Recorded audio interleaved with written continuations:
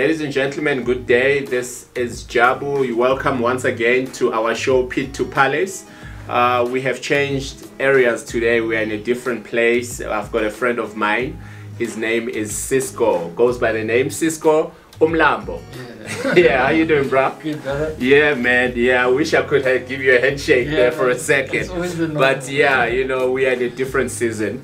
Yeah, just tell people before we start, who is Sisco, where were you born, and yeah, just give them a small short, just a short. Well, Sisco is, I was born in Pretoria. Okay. Born and raised in Pretoria. And, Yeah. Yeah, I mean, I started off as a DJ first. Yeah. I got into the love of DJing and then basically just built my company around the love I have, the DJing stuff. All right. So in your family, are you the only child? No, I've got a brother. Okay. A younger brother, and he's moved down to Durban and stuff, and yeah. So you're the first. Yeah. Okay, just the two of you. Yeah. All right. That's nice. No sister? No. I wish I had a sister. It'd be nice to protect her. All right. So you schooled in Pretoria. You grew up in Pretoria. This is your kasi in a way. This is my kasi. Yeah. This is your kasi, right? Okay. No, that's fine, man. Now we are multiracial. We're talking multiracial record. Give us a small understanding what multiracial record is all about. Multiracial is it's basically a group of, well, it's a company that basically holds different departments. If I can call it, in the music industry. All right. So we initially started as an events company. Okay. Back in the late 90s, and so is that how long multiracial has been around? Since late 90s? Yeah. Just above 20 years? Yeah, I started it with a school friend. Okay. How it started is what we were doing events. So our events, we started on an event idea. Is it pre-democracy or post-democracy? No, post-democracy. Okay. In 1999. Okay, all right, way after. Yeah. So what we were doing is we started putting events together. Now, from school days and stuff, we were very involved with like kwaito music. We were very interested in the kwaito music, the house music industry, and we kind of introduced it into our Model C school. Okay, all right. You know, during the transition and everything. Of course. So when we started doing these events, a lot of our friends and that we found are multiracial friends. You know? Okay. So some were from the Kasi, some were from the burbs and stuff. And at school now? Yeah, at school. Yeah. So what we decided to do is we were hosting these parties and we had this mix, you know, multiracial nation within you. Yeah. Yeah. And what we wanted to do is we wanted to take the people from the burbs and make them understand the Kasi and the Kasi, the burbs. Yeah. The vice versa. So what we used to do is we used to throw parties in the Kasi. Okay. And we used to bring people from the burbs into Kasi because they were still strange with what was happening. Of course. They didn't understand the culture and the lifestyle. So is that where the name multiracial comes from? That's where multiracial grew from. Wow, it's such a beautiful name, man. Yeah, so now the love for music, how did it start? When did the bug beat you? From young, man. I've always loved music from young. My presents used to be like these little boom boxes in the 80s, you know. Oh yeah. That's what I had in my room. So you grew up in a family of music lovers. Yeah, my parents had a record collection that and every weekend or when my mother used to get home from work, it was the record player would be on and there would be always music playing. So that there was always music in our house. They're not musicians or music. They just love music. They just love music and stuff. Okay. And I fell in love with it, and you know, I had cousins who had like equipment, like he was dealing in second-hand equipment, and I came across like a DJ console, like one of those old coffin things, and I just got interested in that, and that's how I basically, you know, and my friends in school, we were all into like heavy music. We'd make a pilgrimage to go to the CD stores every weekend to go buy CDs.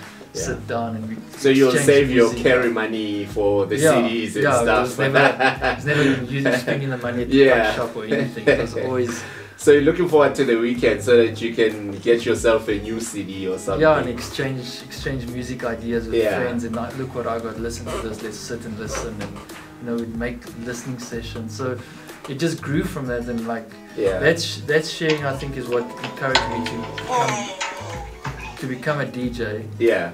And share my music taste with people. But then the transition from the love of music and seeing business out of music, how did that get by? Where did you see the dollar signs out of the love? Because it was strange. I never thought I'd make a career of this. Actually. Okay, all right. What happened is I went to school and I studied electronics. Oh, okay. And stuff. So I was basically planning my life around like studying and then playing music on the side, and then it grew from playing at house parties with friends and being invited to start playing in the clubs, and then it just got sustainable for me to be actually rather focusing on building my DJing career then. What did you want to be when you grow up? A DJ.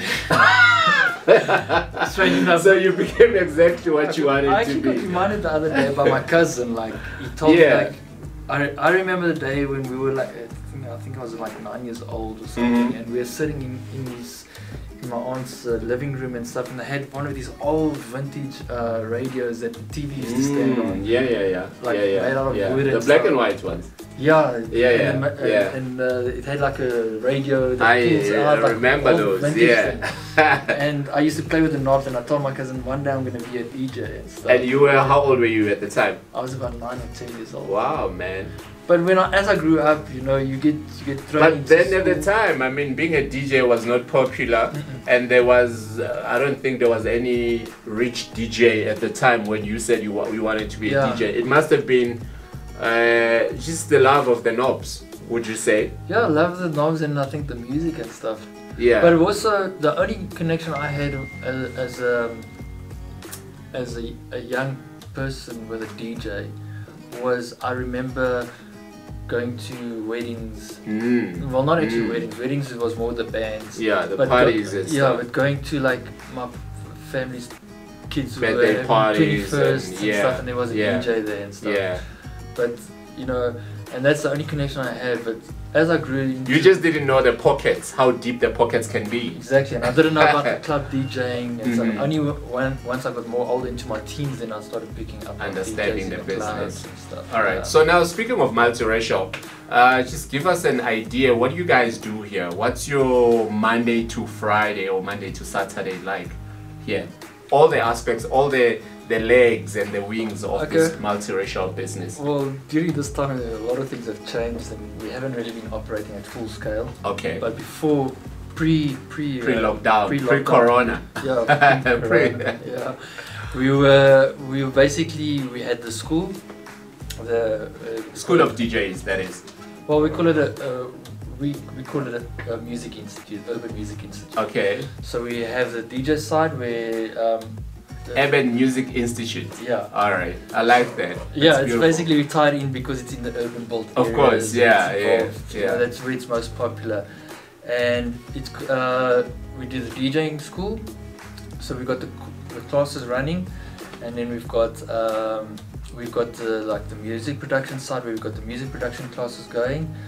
And then we've got the recording studio where we record people, and also we've got the record label which is tied in with the recording studio, so our producers come here and they produce in the recording studio. And then are these in-house producers you're talking about? This is mostly our in-house producers, but the studios are open to anybody, to the public who wants to book. Okay. And then also and then obviously we also deal. Then we've got the other subdivision which also deals in the retail side of sound equipment and everything. All right, that's beautiful. And then looking into the recording side, wow, what's the biggest name would you say we've recorded so far in your studio? Anybody comes to mind? Black Coffee. Wow. Black Coffee used to work here in 2003 or 2002. Before he was Black Coffee. He was still really, Nazi. He was Nazi then, and he was slowly moving over to Black Coffee, yeah. I remember him. Yeah. I remember when he used to come here. Yeah, I mean, but we've worked with a lot of big names, yeah. Yeah. So he recorded one of his albums here, or one of a few songs? His first and second album, I think he used the studios and stuff, yeah. Wow, that's beautiful, man. And we worked with Shana, which was the band that his group he was at the time, We've had Christos, Oskido. You guys are big. Yeah, we've worked with everyone.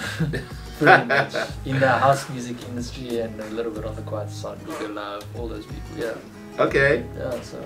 Wow, man. And in terms of DJs, obviously you mentioned Black Coffee is like the son of the house. That's where basically he grew up and stuff. Who else would you say is from these hands? Well, what is like from these hands? I mean, oh, they went through you. Let's put it that way. Yeah, well, I mean, it was doors that were open for all of us. And stuff. Okay. We were basically in the industry at the same time, going in the same direction and stuff. You got your Julian Gomes. Okay. Who else? Well, they call him Julian Gomez. Gomez, yeah. Okay. Yeah. Gomez. Who else? I mean, like people that we've molded here. I mean, there's people that, I mean, are overseas in Dubai and stuff that come through and they're really on that side, yeah. So wow. I mean, did they? You mean people who are born here now they worked outside, or people who came straight for? And I haven't like really sat down and like evaluated like all the people that have gone through here and where they are now and stuff. It's maybe something I should actually do and check. But wow, man, you've been working hard. Yeah. So how long you've been around this area? This specific area we opened Hatfield. We opened up 2013. So it's close on 17 years. So 2003. What's the address of this place? It's 1210 Prospect Street, Duncan Yard Centre. Okay. Duncan Yard Centre, and you can take the corner. It's on the corner of Jan Shorber and Prospect. So your motto is, I saw one of your mottos is uniting through the rhythm. Yes. What does that mean to you? That comes from the time when what I just mentioned earlier about throwing these parties and taking people to experiences. Oh, okay. Realizing Alright. We're not as different as we think we are. So it's more of a racial, would you say, connotation where back you say then, yes. we were united, yes. racially united through music. Yes. Would you say that? Back then, yes, but now it's more of like it's taken a new meaning. It's taken a new meaning, like music unites people. Yes, it doesn't matter color, creed, or whatever, gender. We sit in a more demographic of like rich and poor, but it's still music. Yes, sir. Unites regardless. If you feel the same music I'm feeling, we've got something that we have in relation, and that kind of brings us together closer to understand each other as well. What would you say to a young man, a young township boy who says, I want to do more than just being a DJ in terms of music? What's your intake of that? What advice would you give them? Well, I know it's cliche, but the world is everyone's oyster. And some people might take longer to get there because they might have a little less opportunities. But I mean, the harder you work, those opportunities are going to come up. They present themselves and then eventually you get to that bigger opportunity that someone else that might have been a bit ahead of you had ahead of you. You'll get that opportunity and move you to actually. It's just keeping focus on exactly what you want. Okay. Sometimes you don't really know what you want right now, but you've got some dream in your head, yes, and sir. You don't know how you're going to get there. Yes, sir. But some way your initiative tells you like things, not at a grand scale, but at that point of time where you are in that space of time to get to where you are. In that little point of time, your initiative might tell you to be doing something that you don't understand why you're doing it. But follow that, then it's actually going to lead you to somewhere, to actually what you want. That's it's kind of hard for me to.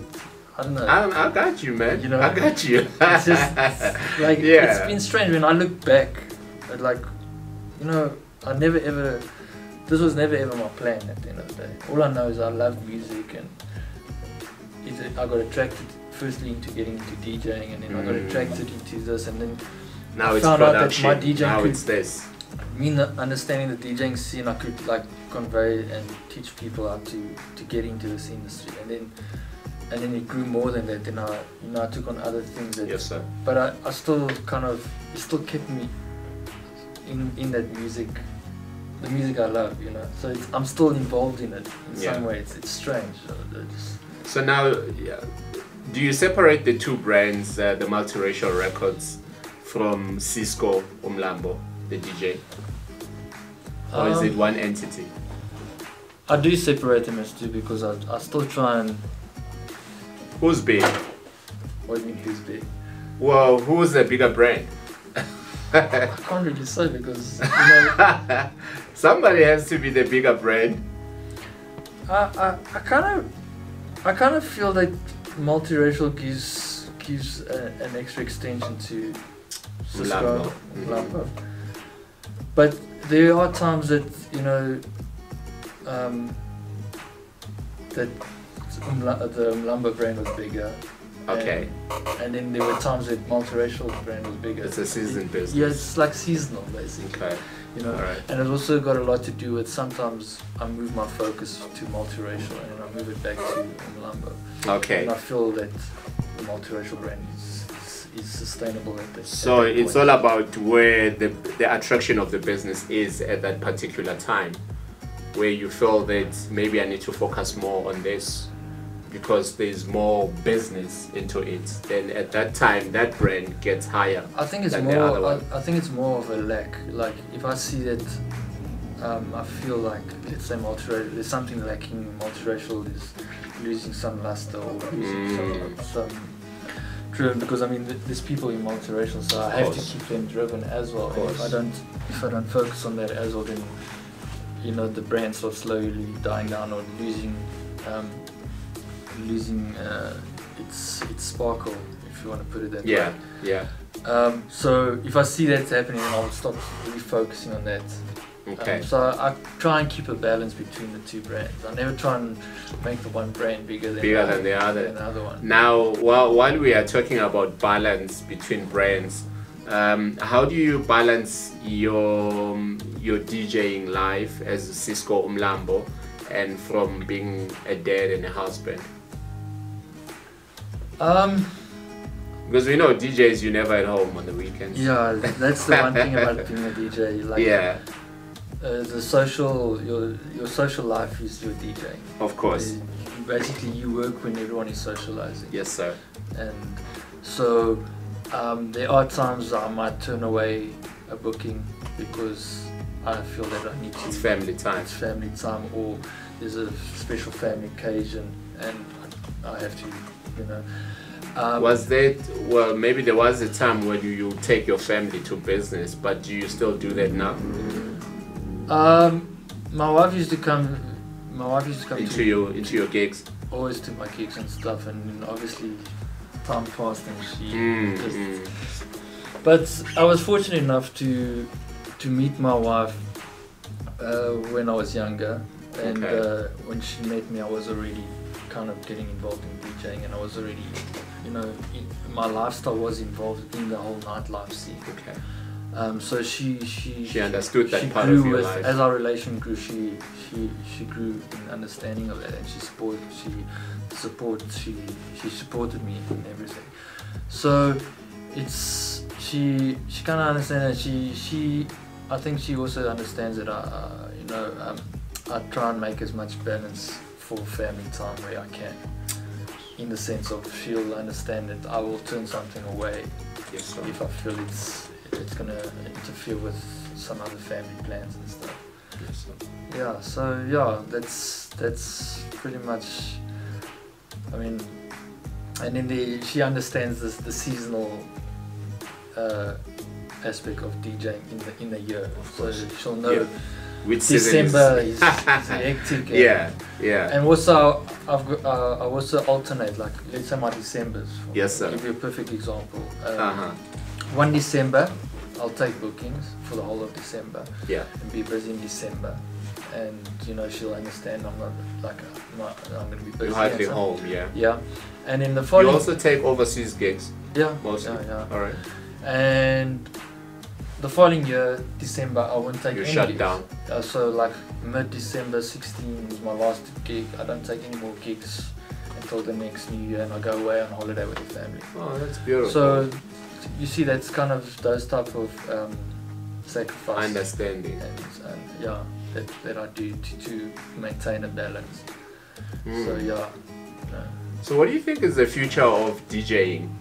Where is it going? I mean, now we've got the COVID-19 Corona season is showing us flames, and it's just basically bringing in another season or another. It's opening new eyes, basically.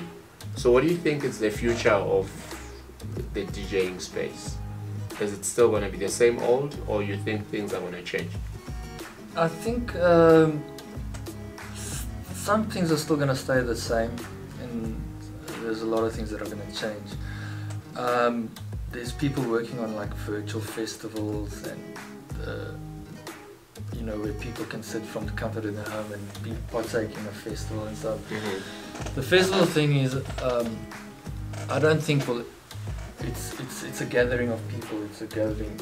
Okay. And people want that. They want to be in an environment. There's just something about going to bashes and festivals. Is that energy? A crowd of people and environment. You know, energy. People are giving off energy, and you know. So the online doesn't have that, does it? No. But even when I do my live streams, you know, you miss that. You play the impact and a crazy dancer in front of you. Exactly. And even just by having people in front of you dancing and stuff. There's a certain energy that you're getting from the crowd. Yes. And if you don't have that energy, so I think the live stream thing is it's already taking off, and there's gonna be a lot of it. You know. Is there business in it? Do you think? Or we haven't seen the business. We haven't part seen the yet. business aspect. It has actually been like pre the pandemic. There was that whole you had these sessions called the boiler room. Okay. You know, but they still had the aspect of having the people there, and then broadcasting that party. Of course. To the outside world, but you still have your in-house crowd. Yeah. Okay. So I think that's going to go bigger now. It was already, especially in Europe and stuff. There are certain platforms that were already doing that, and it's very big. And off that they partnered with brands and stuff to run these streams. So that's where the money is basically partnering up with brands that want to be on your channel, because effectively you're a channel now. You know, streaming to your followers. But do you think a majority of DJs, they've grown up to understand that level of what you are saying to me? I don't think in terms of the business aspect of the online.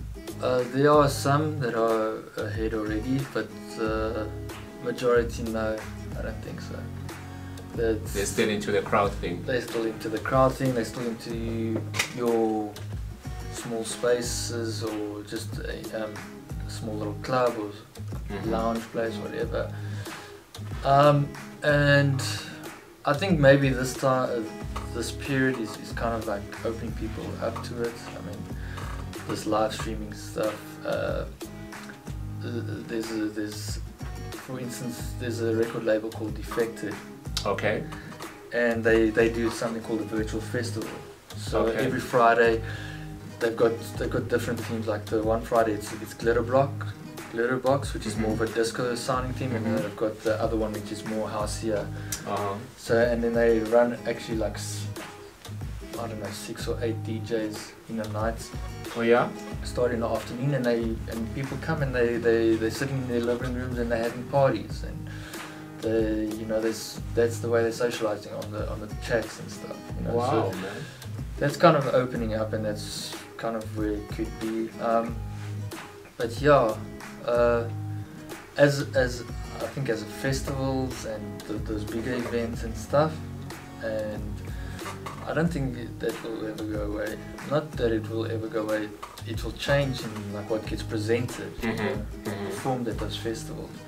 And as a DJ performer as well, that's also changing a lot because DJs are moving now to be more performers. So they're moving away from just being a DJ, to be an artist. Yeah, now they're starting to perform their music. Okay. You know, they're using keyboards live and electronics live. So in that aspect, as a performance, DJ performance, that's where the future's going with that. And but I don't ever think that like the live stream will basically kill that. So now in your school of DJing, or you said what do you call it? The Urban Music Institute. Okay. So how many DJs would you say you have per quarter? Per student? Or per season? I don't know how your season runs. I'll take it on a per quarter basis. Okay. I'm talking about maybe 30. 30? That's your training at the time? So in a year, we're talking just about close 100? To 100, yeah. If not students? Less. But it was year a seasonal, in, year out. It was a seasonal, like you'll have more in the beginning of the year. Of course. And more towards December, because... But the numbers at the end of the year, would you say just above 100? Just below 100 maybe. Or call it...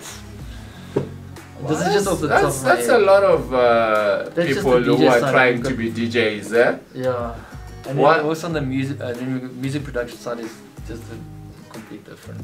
It's smaller numbers there. It's a little bit bigger because our classes handled more sitting space. Seating space, yeah. All right. But then why would you say, what's the interest with people or young people wanting to be DJs? Do you see a lot of females now jumping into? Pre-pandemic we had a large spike of female DJs.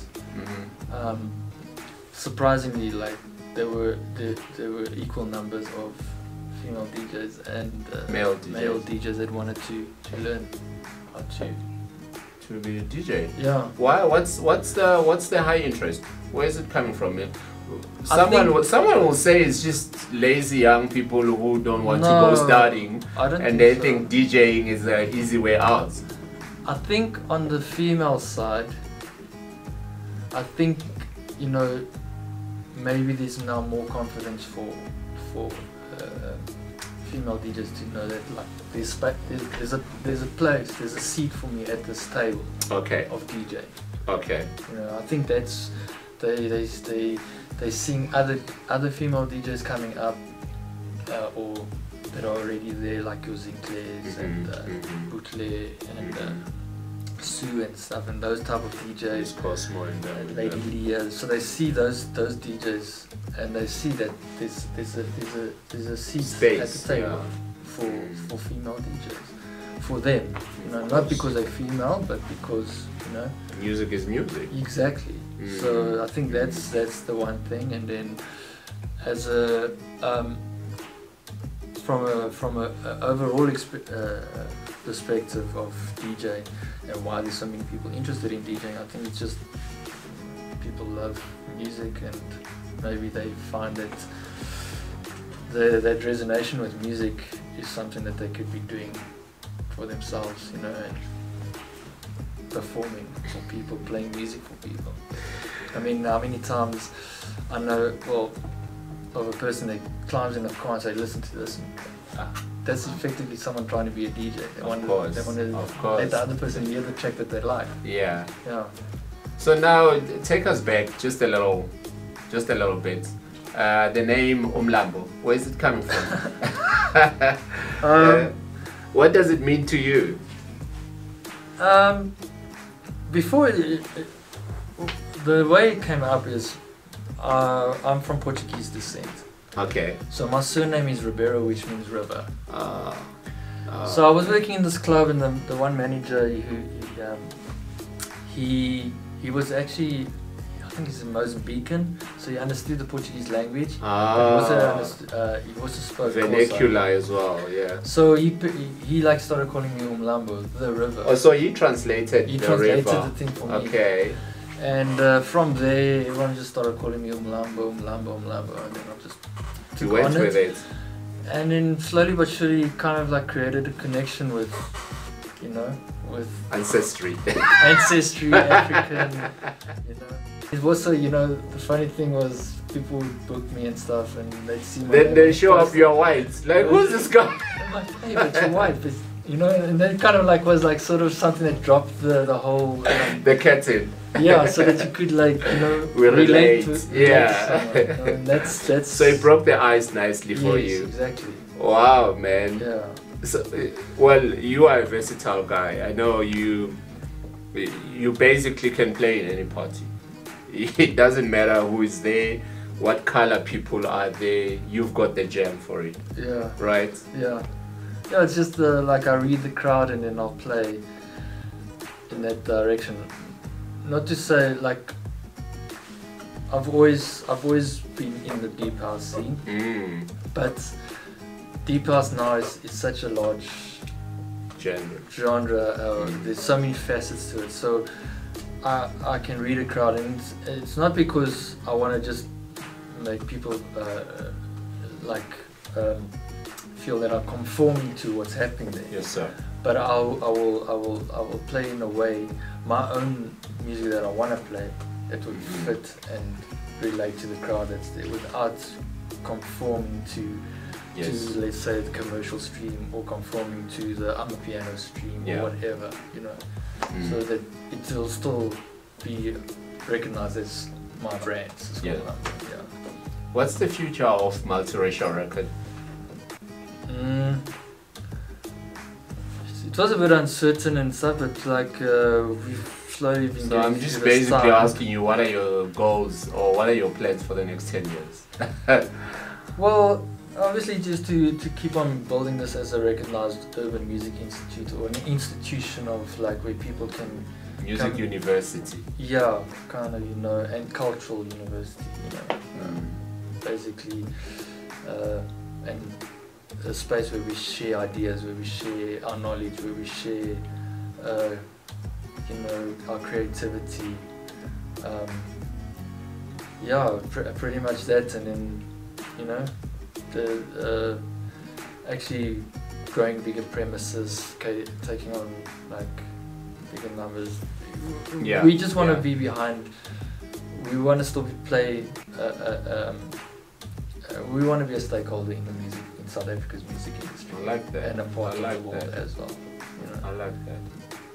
So we never know what's coming around the corner, but if we have an idea of what to stand for, you know, we can shape ourselves to be a part of it. Someday somebody wins an award and say shout out to Multiracial Records, and maybe you never know. Yeah. That's good, man. Yeah. That's beautiful. I mean, we appreciate you for that. Your work has been out there. I mean, the likes of Unati, as we said, that he used to work here as well, and now he's flying the flag, you know, worldwide, and so we have to appreciate you for that as well. You know, you've been doing good for the country. You've been doing good for the young people. You're keeping young people off the streets. Yeah, that's just another thing. Yeah, that's another thing. You might not know that, but you are keeping them. Yeah, because, as long as we can give inspiration and direction, that's important, you know, at the end of the day. Did you ever think of what's the, or let me ask this question, what's the business aspect of signing an artist for you? You know, it's not in your calendar. Yeah, it's strange. Like my thinking of it, like I like to think as multiracial as a springboard into the industry. Oh, I see. And we've never ever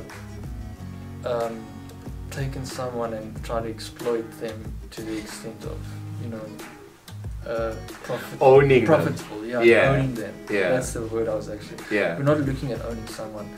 If I come across something that I like and I want to release it, I license it, take on that person's, and I license the music, trying to get their name out there. So it's not, I don't want to own them. I don't want to own a brand. I don't want to own that stuff. That, you know, I want this to be as simple as a door that someone opens to walk through, yes, to take them to another level. To another level where they want to be. Is there still business though in signing artists? Do you think? Like the 90s and not the like the 20s. 90s and stuff. Not like pre-MP3. You know, online shoppings and all. Yeah, it's no more about artists, it's about brand. Brand, and if you're gonna take on a brand, you have to be invested in that brand. Okay. As much that brand must be you. All right. And I don't put myself in that space of taking on that brand and being that brand. I'd rather just be a platform where someone can come and move them up to the next space without having to have any stake in that brand. I hear you, man. I hear. Now, so tell us, how do people reach your music? We on all the platforms. Tell us. Which platforms Apple are those? Music, Spotify, Deezer, every single platform you can think of, we're there. We've got an aggregator that distributes to all of them, and that's one of our things. We try and make it easier for anything that we sign to get it to all those platforms. So you create your own music? Yes, we create our own music. Myself as Sisco Umlambo, I create my own music. How many tracks do you have on circulation now? Because you don't put them into albums anymore. You sell them singles. Yeah. I can't put it off my head now, but serious? Maybe give me a crazy number. Maybe close to 300. 300 singles. Say what? 300 maybe singles. 300 singles if I have a proper look. That includes like remixes I've done for people. Okay. But there's other producers and artists who got much more than that. That's just a rough number that I'm putting out. And then as a label we also. But there's good dollars coming out of those. The streaming has changed that a lot as well, because you have to have a large amount of streams to actually see some good return on that. The industry has changed. It's now about your brand. Okay. So out of your brand, what can you do out of your brand? It's not only the music anymore. Okay. It's the brand association that you got with another brand. Okay. Right, like a fashion label or clothing label or an alcohol label that wants to push the alcohol. That's where everything is now. That's where the money is at. So your brand needs to be corporately attached to another brand for it to be able to make money. Alright. So you can get those endorsements off your shoes, brand, clothing, whatever. Brand, your merchandising, drinks. Now I see people are going for drinks and energy drinks and all that stuff. That's where your revenue as a brand is. But also another thing is people need to not be in that box of just being a brand. But taking what you make with that brand and the returns you get on that brand and reinvesting it in other things. Yes, sir. Yes, sir. That's beautiful, man. So now, people who wants to book you, how do they reach you? You can either reach me through my. I've got an agency that does my bookings. It's called Flipside Management. Flipside Management. Yeah. .co.za. All right. And they handle my bookings. And the fees are with them? The fees are with them and everything. Okay. Yeah. Alright, you don't want to give us an idea? What? Of a gig fee? A local one? It's all dependent on okay, alright. On the situation. There's a lot of factors, like is it an outside gig? Inside, what crowd? The amount of crowd. Alright. Are you sponsored? Aren't you sponsored? I hear you. All that. And all those questions are coming from these people in your office. When they submit when you submit a request and they send you a form and those questions are on the form and stuff, just to gauge and exactly. Do you have their number? I'm not good with numbers. I just know it's just their email. It's just the website you can go to and stuff. Okay. Numbers, I'd have to look on my phone. You have another number where people can reach you easily? Multiracial 012 362 6235. can that be also for the School of DJ, for School of production DJing, and all even that? if they want to get in touch with me as Sisco. As Sisco. You know, that's beautiful. Want to throw off projects, ideas, or whatever. Booking the studio and all that stuff. I just need to. The one thing about multiracial that I want people to understand. Yeah. Is we're involved in the electronic dance music, but our forte is house music.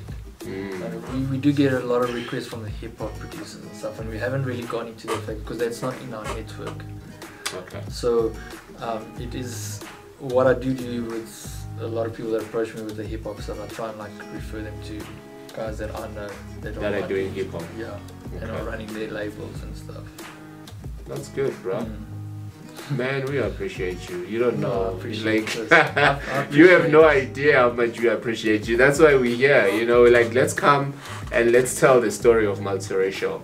You know, and just because we recognize what you're doing, and we know there's a lot of people who come here and they learning. I think I also said I was gonna come 10 years ago. Yeah. Yeah, I was supposed to come, but I never did. Maybe one day I'll still come. Sure. And learn a little bit of what you do here, and we appreciate you and we want to see you grow. And you are by yourself now. You are multiracial, right? You don't have any business partners? Yeah, I don't have any partners, but I've got I don't call them team, I could just call them family. Family, okay. Right. But the bus stops with you? Yeah. Okay. But I usually never make a decision without consulting everybody else. Yes. But as a boss, eventually you need to take a decision. I make that decision. I take that decision, but with consultation of like understanding the staff, people's points of views. I hear you, man. Because they're part of this. They believe in this brand. They believe, you know. Are you still a shy guy? Always. Man, you used to be shy. I'm like this. If you put me behind this, I'm not shy. You do your thing. I'm doing my thing. Yeah. And stuff. But if out there walking in the streets, you know, there's a little bit of a ice barrier that needs to be broken. So once I'm like, you do business, it's business. Yeah. The shyness goes away. Shyness goes away. If I'm with friends, I'm not shy. You know. Yeah. So, man, like I said, we appreciate you, we love you, and we wish you so much growth. Thank you. We know 2020 has been a little bit hard because of the pandemic, but things are going to change. No matter which direction they change, it doesn't matter. They will change for the better. Exactly. Yeah, so we just have to learn the new norm. Exactly. That's all we need to do so that things will get better for us. And greetings to your family. How many kids you've got now? I've only got one. Actually. One? Yeah. What's his name? Xavier, a boy. Yeah. How old is he now? He's 14 already. He's a grown man. Yeah. I think it was 3 or 4 the last time. Yeah. So you know, greetings to your family, your wife, your son, and we thank you for the opportunity that you've given us to come into this place, this an inspirational place, to come and sit down with you, man, and take you through memory lanes and remind you of some of the stuff that you never thought of. Yeah, you know, and so we just want to say thank you, bro. Okay, alright, so we can shake hands. Ladies and gentlemen, thank you very much. Like we said, this is Sisco Umlambo. This is Multiracial Records, the studio where we are right now, and like he said, if you need bookings, go through his website, the telephone number that he gave you, you can contact him. Whatever questions that you have, even if you want to buy equipment, for those who are building new studios and new equipment, you're welcome to speak to this guy. He will give you a good rate, and he's the man to speak to. So we appreciate you, we love you, we thank you. Bye bye.